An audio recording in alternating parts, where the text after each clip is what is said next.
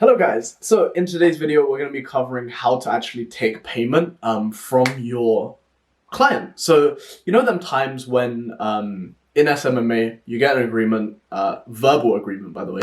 So you go, oh, are you happy to move forward with this? And they say, yes, no objections. And now you're just like, oh fuck, how do I take payment and how do I make it seem very, very, like natural? So words you want to use for taking payment is like, are you okay to move this forward? Or, here are the next steps. Don't say it's time for you to pay, because what happens is during this stage, it's a very, very shaky stage.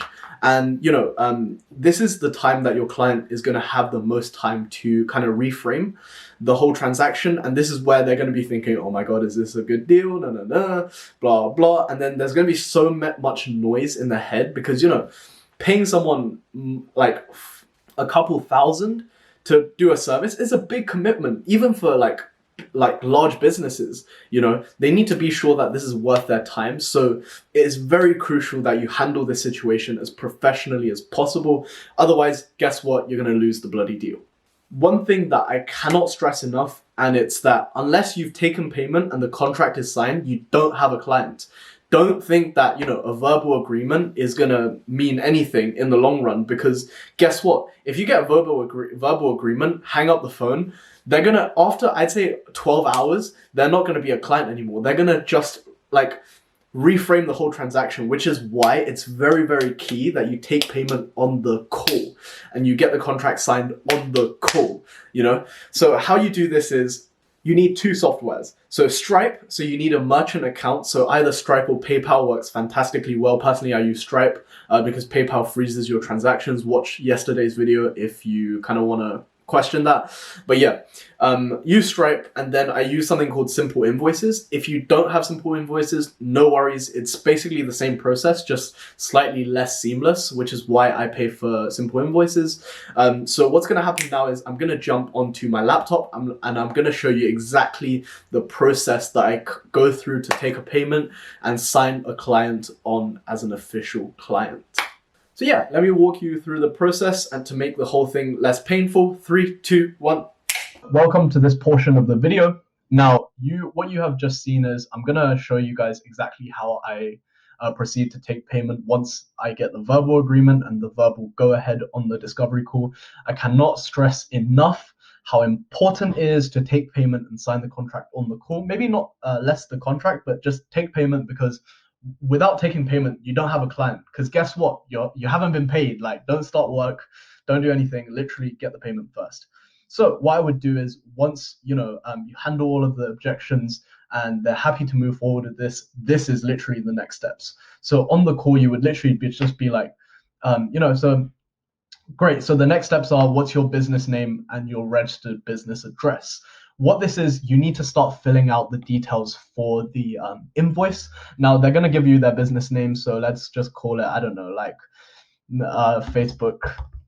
And then their business address is, I don't know, Unicorn Town, blah, blah. Make sure that this is their registered business address, by the way, not like their home address or anything. Next is going to be the sales number. What this is, in the UK, it's going to be VAT number, or in the US, I believe, is sales tax ID. And basically, this is like the value added tax onto any product or service. So you would want to say, I don't know, like no, it's usually just like a number. So then, personally, right now, I bill my clients in their native currency. I'm going to change it to British pounds just to make my life easier. So yeah. But anyways, with this part, what you want to do is, if you want to take their credit card number on the call, completely fine. It's up to you. Personally, I like to get them to type it out themselves, just to, reduce any suspicion or whatever, but it's perfectly safe for you to do it on the call. What you need to do is, if you're on a Zoom call and you're recording everything, you would need to, just be like, hey, can I get your credit card number? So your 16-digit, your expiry date, and your CVC. What I'm going to do is I'm going to turn the recording feature off. This is because this part, I can't record your credit card details, blah, blah. Just, walk it through with them very naturally, and then most of the time they're more than happy to just give you their card number.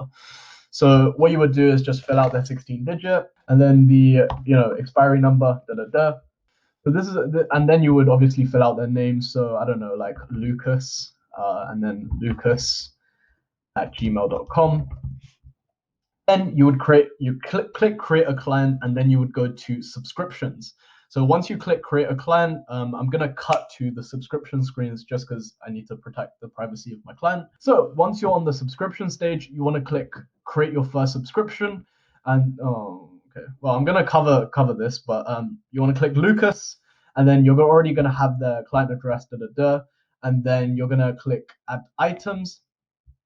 And then this is normally going to be like Facebook or just paid traffic services. As you can see, I've billed someone for that in the past. Let's say you price them at 2.5K, and then you would do, options.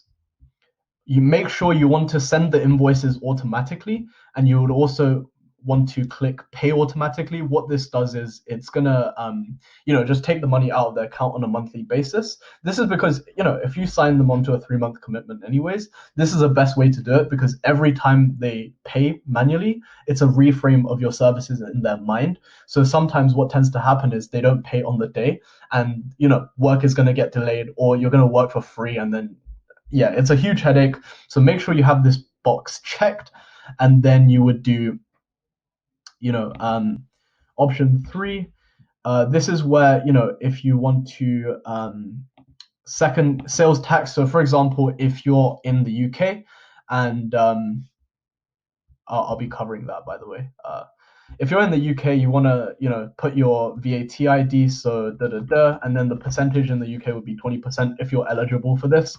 But personally, I don't have a VAT ID just because I haven't made above 85K yet, so I don't need to register for that. When you schedule, you need to set the start date. So set it as the start date of the strategy call. So what's going to happen is you're going to pencil in the strategy call in the kickoff meeting essentially, and day 1 of the contract is going to start then. So let's say you set it at the 3rd of March, monthly basis, add an end date. Don't really need to add this at the moment, but if you did, it would literally just be, I guess, the day after the 3rd month.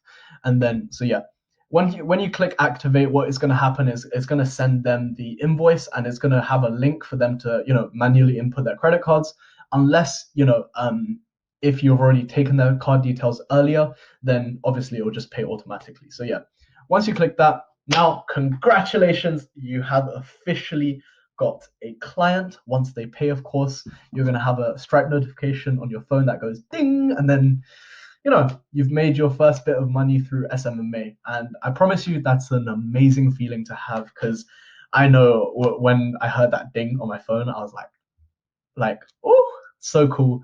But yeah, make sure that once you've taken payment, you're going to be able to get them amazing results like I do, because client satisfaction ultimately needs to be the pinnacle of what you offer, and it needs to be the highest of your priorities, because I cannot stress enough, you're not out here trying to scam people, so please make sure that your intentions are that you want to bring them an amazing ROI, and you put your interests second to that, because guess what, that's what ultimately is going to set like a 6-figure agency from a 7-figure agency. And you need to be able to very confidently deliver results.